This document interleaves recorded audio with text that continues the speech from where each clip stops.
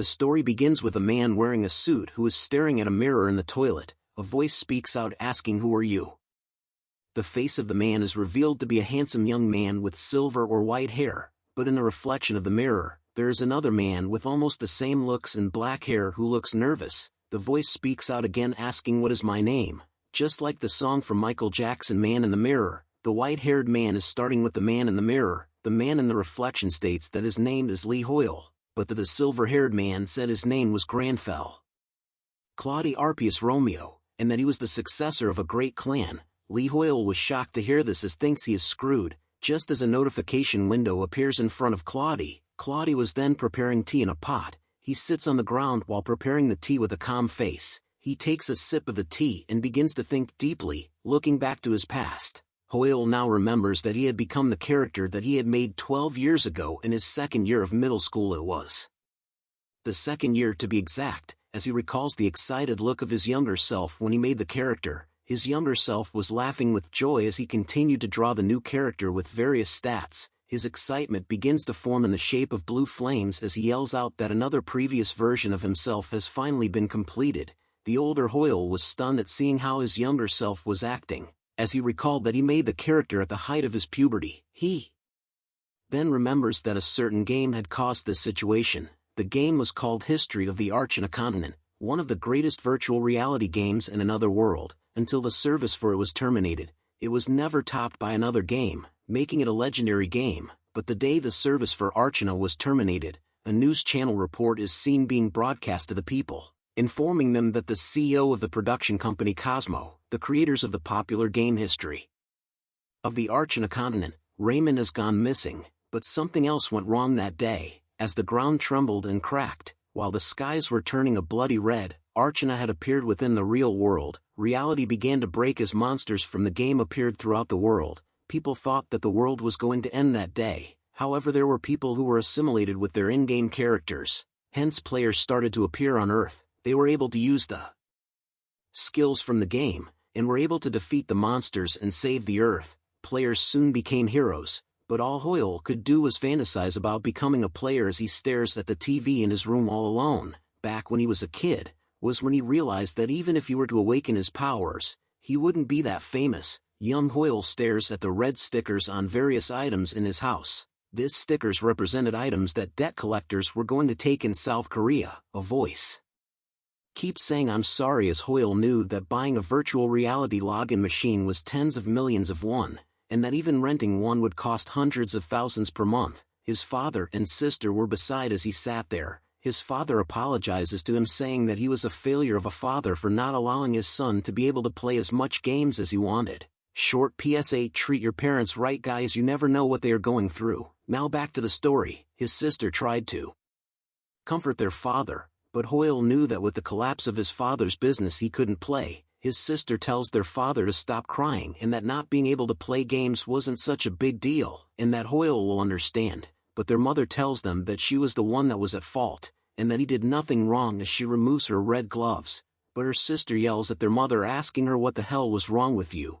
Hoyeol could only stare with emptiness in his eyes as he faces the grim truth of reality, and that he had no choice but to quit Archana early on. But the current Hoyeol grabs his hair angrily. He thought that if he knew that Archana would become real, he would have never quit the game. In constant regret, Hoyeol pounds his regret over not playing the game for a full year. His level and stats were all shit now. Even though he had finally awakened his power, he didn't expect to spawn as the character he made 10 years ago during puberty. Claudi finishes drinking his tea and says that it's pretty good. While Hoyeol was thinking that he was going to go crazy, Grandfell Claudi Arpeus Romeo was a character that Hoyeol had made during the height of his puberty, and was also a character that he had heavily invested in. The story of Grandfell Claudi Arpeus Romeo was that he was the successor of a great family, but his family was massacred by a demon, leaving him all alone. In order to get revenge, he became a demon hunter, which was the pointless and cringy story that Hoyeol had played with. He thought that it was another persona that he possessed when he was in middle stop, as he recalls his cringy past asking the younger him to stop, and which was his dark past. But Hoyeol was panicking, thinking that it would be a nice memory to laugh about when he was in middle school, but as a grown-ass man it was an endless source of embarrassment. Claudi was happy to recall the memories, but Hoyeol was embarrassed and wanted Claudi to Shut up because of the weird way he was talking. He shudders at the thought of returning to work tomorrow, wondering what he was going to do and if he could even function as a proper member of society with the way he was talking now. Hoyeol thinks about how his boss was going to scold him about his flashy appearance such as his hair and the weird way he was talking, and that Claudi would totally throw a drink in his face because of those words. Hoyeol became more nervous as doing such an action would get him sued. Claudi begins to say that nobles do not bow down in the face of adversity, as Hoyeol couldn't believe that everything he was saying was coming out differently. He recalls from a past news interview that players who had become one with their character didn't experience a huge difference, but Hoyeol wondered why his experience was so different from others. He thinks deeply about how he couldn't work like this and had no choice but to work as a player, but he couldn't remember much about Archana as it had been 10 years. He begins to do research on his laptop. Hoyeol thinks about searching for what it takes to be a player since he had zero knowledge. The money that ranker players earn when clearing high-level ruptures is in the hundreds of millions. However, since it's all dependent on risking their life in battle, all information was pretty pointless. Claudi thinks that his life was more important than money, but as Hoyeol thinking that he had no greed for such things, Claudi speaks out that about not having any need for mere material goods as he had tasted the ends of abundance. He continues to search for information about what demon hunters do nowadays. He soon sees that there were only 2 search result pages. Hoyeol was shocked to see that demon hunters were not doing anything, and that if they excluded the wiki pages, only news articles remained, but something causes the both of them to sit upright all of a sudden. They see an article that wrote about how all the demon hunter NPCs in the town of Action were killed and their base destroyed. Hoyeol was shocked to see that the Action base was destroyed. He couldn't believe that the holy land of demons hunters and the only town to become a demon hunter was destroyed. Hoyeol finally realizes the reason why nobody played the demon hunter role anymore, because the demon hunter role was basically deleted. RIP Demon Hunter.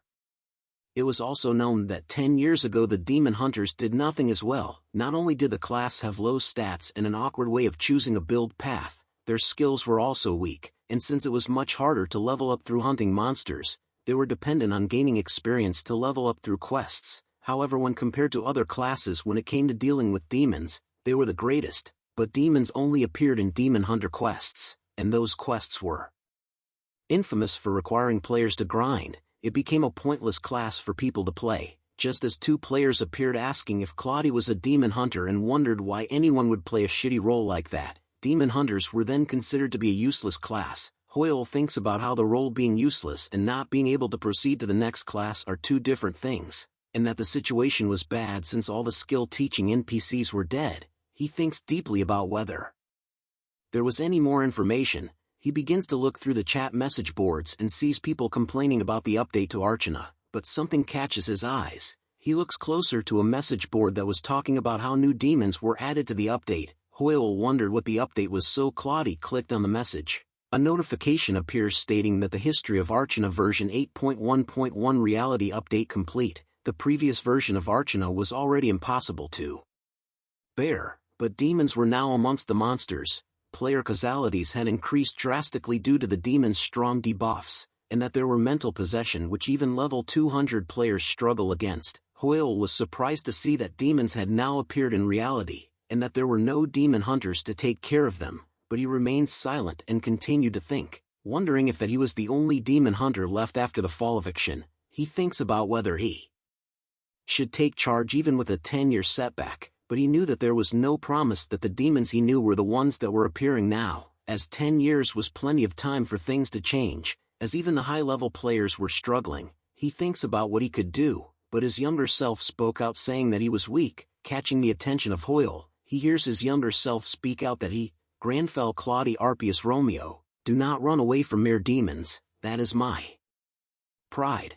No matter what temptation or taunts a demon may throw at me, they will fail to hurt the high pride of Grandfell. Hearing those words made Hoyeol decide his decision. Claudi stood up saying it was a pointless thought, and turns to the window saying that there was no need to hesitate. He recalls the savage state of the world was in right now. He rubs his wrist saying be honored, and that he will make sure you return back to hell. Several years passed by after the Great Cataclysm. Many things were destroyed, but the people were able to get back on their feet. Life came back onto the streets, and everyone quickly adjusted to the new world. However, when there is light there is darkness. The negative emotions of the newly adjusted people made great food for the devil. As a human being controlled by the devil looks with its red eyes, seeing people and deciding to go with those guys this time, the devil escapes from its current body and heads towards the people. The flashback ends and we are now looking at the lock screen of somebody's phone. A voice speaks out saying that the last person was a bit late. The voice was revealed to belong to a party leader named Nam Keelman, who is a tanker.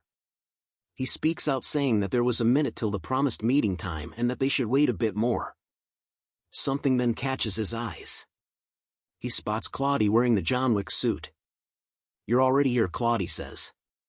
Keelman extends out his hand to him and tells everyone that the Claudi was the last member. Keelman introduces himself to Claudi as the team leader and told him that he was right on time. Claudi greets back to him while looking elsewhere. He sees a purple and monotone area which represented a rapture and sees it through the eyes of a player. He sees that normal people aren't affected by the rapture. He thinks to himself that he would be one of the normies if he didn't awaken. A notification window was shown. It was the Knowles underground storage that was fit for levels 35 to 40 and its destruction progress was 19.8%. Claudi thinks to himself that it's fit for people who had levels from 35 to 40. Which was not a bad hunting spot for himself. As the average level of the players going into this was 200, he knew that it was a level he couldn't fathom and needed to work hard to level up. He glances back and thinks that luckily high-level players aren't the only ones who awaken, making it easier for him to find a party with similar average level to him. 3 of his teammates introduces themselves to him. The first guy is a close-range deal tanker called Han Song-wook who remained silent. The second member was the magic dealer called Seo Jong-yun. The last guy was a closed-range dealer called Choi Jong-hoon. Cheol-min gathers the team and tells them that considering the progress rate, another team had already went in and that they should go in too. He tells them to prepare for a bit as they will be entering in 5 minutes. Claudi remains silent upon hearing the instructions. He stares at the progress rate which was still at 19.8%. Progress rate. Once the destruction progress hits 100%, the rupture breaks down, and the monsters are let loose into the real world. Therefore players are currently allowed to freely raid ruptures. Only players are able to approach the ticking time bomb. Keelman then claps his hands asking everyone if they should get going. They all agreed and talked about how excited they were. Hoyeol smirks as he sees that everyone was really friendly and that he should say something as a party member too. He recalls being the only son with 3 sisters and had to always watch out in order to survive in the Great Sister War. He knew that going with the atmosphere was a piece of cake. But Claudi spoke out to the team saying, "You do not need to worry, for I am here," while sticking his hand out to them. Hoyeol was stunned to hear this and wondered why the F he spoke like a king. But the team members ignored what Claudi had just said, as Heelman asked the team if they knew what kind of monster the Knoll was. Jong-yoon tells him that of course they knew as they had fought it a few times before, and the silent guy spoke saying that it'll be an easy clear as long as they didn't let their guards down. Claudi remained silent after being ignored. But Hoyeol was coughing blood thinking that it's best not to say anything anymore. A notification appears telling them that they had entered the Knoll's underground storage, food storage. An underground subway is shown with blood all over with broken pieces everywhere. The group slowly approaches the staircase. Jong-yoon speaks out saying that she doesn't see any Knolls despite its name. Keelman replies that it's probably because of the party that came in before them. He turns to tell her not to worry and that they'll get their share of the reward if they go the right route. Jong-yoon tells him that she believes in him as Claudi walks behind the others. He sensed that something feels off. Keelman then shouts out that there were Knolls spotted 70 meters away and tells everyone to prepare for battle. He rushes forward telling everyone let's go, much to the surprise of his teammates. Jong-hoon calls out to Heelman to wait for him. Claudi thinks about their team formation consisting of 1 tanker, 2 close-range dealers and 1 magic dealer. He looks at his team fighting thinking that their combination was pretty normal, but the tanker was aggravating the monsters instead of protecting his party. He sees that the deal tanker was doing most of the defense, while the mage was doing the most of the dealing. He wonders if this was how people usually do it these days. Hoyeol giggles thinking that it wasn't his problem as he was useless, while Jong Yoon tells the team that the cooldown for the stamina buff was almost over, and Jong Hoon continues to tell Cheol Min to slow down as even the newbie couldn't catch up. Hoyeol then notices his problem right now and opened his inventory. It showed that he had a silver dagger which was super expensive and weak, a silver arrow that was expensive, and an adventurer's bow that was omitted. He sees these and thinks that he doesn't have any useful weapons, and that he should fight as little as possible until he could find a weapon. Just as Claudi was standing still in the midst of battle, an arrow is seen pointed at him. But Claudi senses the threat facing him. He turns his head to the side and sees a whole bunch of the gnolls with bows pointing at him. He yells out ambush. Behind the pillar. Just as the gnolls rushes out and arrows were sent flying. The team tries their best to block the incoming attacks, as Song-wook the tanker tells them that there were too many and that he couldn't defend them at this rate. Jong Hoon curses out as he defends from the attack, but an arrow scratches his face. He calls out to Cheol Min to help them against the attack as Cheol Min was far away from the team. Cheol Min turns around without saying anything and just stares while Jong Hoon continues to call out to him asking what he was doing right now. Angry that Cheol Min didn't respond, Jong Hoon turns and shouts at him to get back here. But before he could finish his sentence, somebody tells him to watch out, just as a gnoll appears behind him. But he was too slow to react as the blade of the gnoll nearly reaches his face.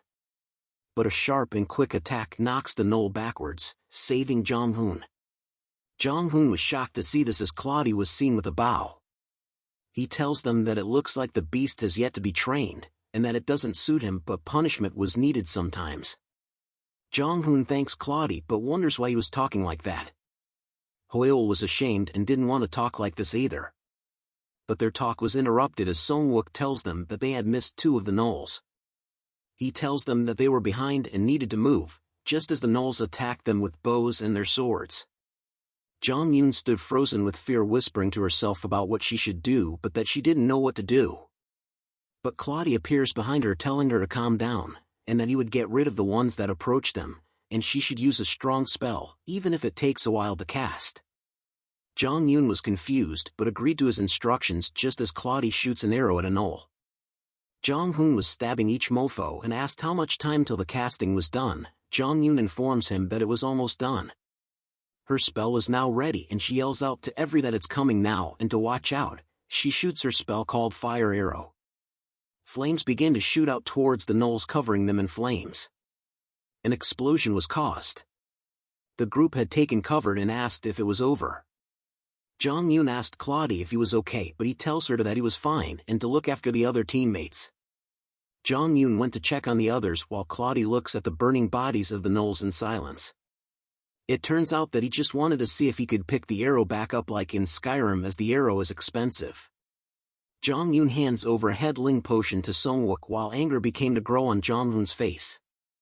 He yells out at the F word to Cheol Min, who was standing in the shadows with glowing eyeglasses. Jong Hoon snaps at him and shouts at him, wondering if he was out of his mind and what was he doing. He continues to shout, saying that he could understand if Cheol Min didn't see the hidden ones, but why was he not helping at all?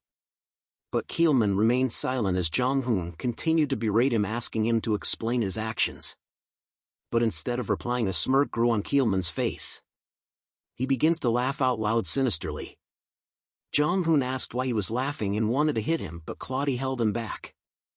But darkness soon covers the area as they noticed that the fire was gone. Jong Yoon screams upon seeing something in the darkness. Claudi stares at Cheol Min as he repeats the question of whether he found this funny.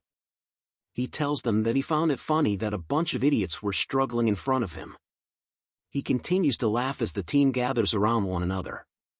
Notifications appear activating the skill called Natural Enemy, and that the battle power will be rapidly increased when fighting a demon. "You're a demon," Claudi says. "About time you realized, you dumbass," said Cheol Min as a demon face appeared behind him in a sinister red aura. The team members were shocked to hear that Cheol Min was a demon. Song-wook calls out to Claudi, telling him what was he talking about Cheol Min being a demon, but Claudi remained silent. Song-wook turns around nervously, wondering how Cheol Min could be a demon. But he finds himself alone in the darkness. Panicked and fear took over him as he wondered where everyone had gone. A sudden scream from behind him jolts him up. he sees his teammates being strangled by dark tentacles in the darkness. Jong Yoon calls out to him with blood in her eyes and her flesh ripped to shreds, asking him to help. She comes closer to Sungwook, causing him to panic as he sees her covered in blood right in front of himself. It turns out that Cheol-min was observing them and causes them to feel fear as their mentality was too low. They all began to scream, asking him not to come closer. As they beg for someone to help them, Cheol-min giggles about the fact that they were shivering in fear of the illusion they dreamt themselves. He continues to say that humans are such. But before he could finish his sentence, Claudi appears and dashes forward with great speed. He lands a powerful strike onto Cheol-min while he was off guard. But Cheol-min was able to block Claudi's attack with his fist and asked him if he didn't care if this human dies. Claudi backs away after his failed attack, thinking that he can't pierce his armor and should go for the gaps instead. It turns out that Cheol-min was possessed by a demon, who tells Claudi that if he kills the demon, Cheol-min will die too. The demon takes a huge swing to slash at Claudi, asking him if he was still going to attack him despite that, but Claudi manages to easily dodge the attack and activates his skill called Natural Enemy Hole, holding a dagger. He slams the dagger straight into the back of Cheol-min's body just as a notification appears telling him that his battle power was rapidly increasing due to the presence of a demon. But the demon smirks back at Claudi, as his dagger attack was still not enough to break through the armor, only causing a crack. The demon swings its sword back at Claudi, screaming wildly and calling him silly. The demon tells him that humans were so fake, while Claudi dodges his attacks with a calm face. Just as the demon was telling Claudi was being friendly with the other humans a minute ago, but its speech was cut off as a blade appears right in front of its face. The demon muttered the word blade just as Claudi slices its face and split the eyeglasses in half. Shocked and fear came across the demon's face due to what had just happened. The demon screams in pain from the attack while kneeling on the ground. Its thoughts were all over the place as it wonders how it was slashed by a mirror human and realized that the blade was made of silver. Claudi stands over the demon and tells it not to try to talk to him as the demon covers its face from the pain. Claudi tells it that he doesn't talk to praise, badass AF. He points the blade towards the demon's face as sweat dripples down its face. Cheol-min wondered where did it all go wrong, as he recalls a past memory of him in bandages and his younger brother calling out to him. His younger brother asked him why he was spacing out and if his injuries hurt a lot. But he tells him that he was just distracted. Hearing that made the younger brother sigh deeply, as he tells Cheol-min to avoid going into dangerous raptures, and that he should quit being a player and just work as an analyst in his guild. But Cheol-min simply laughed quietly at the offer. He wanted to not live as a loser. A trio of guys appear, asking Cheol-min if he was the older brother of Taemin's. The others laugh at him. The guy in front tells Cheol-min that they had heard that Taemin had cleared another boss raid, wanted him to tell him congrats from them. They began to insult Cheol-min, asking him whether he was actually the older brother, that he should work harder to not bring shame to his brother, and to finally give up on raptures as he might die. Cheol-min could only smile upon hearing those words. Cheol-min had just wanted to be a brother that his younger brother could be proud of. A demon appears with horns and red eyes, telling Cheol-min that it could help him. Cheol-min was confused by this interaction as darkness rushes towards him, slowly consuming him. It was revealed that the demon was an imp, and that it tells Cheol-min to watch from the back. Cheol-min could do nothing as the imp possessed him, causing a notification to appear telling him that his mentality was too low. He wondered what was happening. Just as a notification alerts him about a status abnormal called possession. He could only watch the imp take control of his body as he sees it charging forward while he was being absorbed by the darkness. He recalls the memories of his teammates from before, asking them to wait and to not go in. He screams out to his teammates that it was a demon. But it was no use as a huge demonic claw appears and tries to take him in. Notifications appear telling him that his mentality was too low and he couldn't resist. Cheol-min thought about how he had placed everyone in danger, and that it was all because of him. But something happened when Claudi landed a powerful slice attack on the imp from before. His avatar appears in front of the body just as the imp was sliced by Claudi. The imp screams in pain from having its shoulder sliced by Claudi's blade. It screams out that it hurts and calls Claudi an insane bastard for trying to kill it, as killing it will end Keelman's life as well, but Claudi simply gave him the bombastic side-eye and remained silent. The imp continues to berate Claudi, asking him if he cares about Keelman at all or if he wanted to become a murderer. But Claudi simply stares at the imp in silence. He then smiles and talked the imp that he finally got it and asked if that was its pride. Keelman's spirit had appeared and was desperately holding onto the imp with tears in his eyes. The imp was confused by what was happening and sees that Claudi was about to strike it down. Claudi manages to land a powerful blow to the imp's head. As its head was sent flying by Claudi, he turns to tell Keelman that he had received his pride. Keelman soon awakens and opens his eyes while on the floor. He sits upright and shouted demon, alerting his teammates to his presence. He touches his face thinking that he was definitely possessed by a demon. Songwook and Jonghoon calls out to Keelman asking if he was okay, as Jonghyun became teary-eyed in the background. But Keelman could only stare at his trembling hands thinking that he was alive but knew that he was just stabbed just now. "I told you," said a voice as Keelman hears it. Claudi appears in front of him and tells him that he didn't need to worry. "For I am here," said Claudi with full confidence like a Giga Chad. He explains to his team that a human's negative emotions are what empowers demons, and that they needed to be prideful and to not fear for the demons, as a demon hunter's attacks only affect the demon. Keelman thought deeply about the word pride. Claudi was happy to not have forgotten that logic since it had been a long time, as he nods happily. But Hoyeol was upset that the imp didn't drop at items, calling it a broke-ass imp. A tall glamorous building is seen. Keelman was showing an article to his younger brother Taemin about a summary that was written about their raid. It states that a party member was possessed by an imp and that the writer thought they were gonna die, but luckily there was a really strong person in their party. The writer was sobbing at the team leader saying thanks and sorry. Taemin could only stare at silence as he sees the article. He asks Keelman if he was asking him if he believed in that. Keelman said yeah.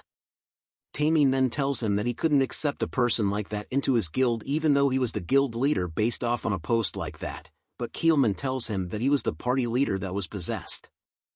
A window pops up showing Taemin's stats as being level 368, player rank 11, class barbarian, and being the Jain guild master.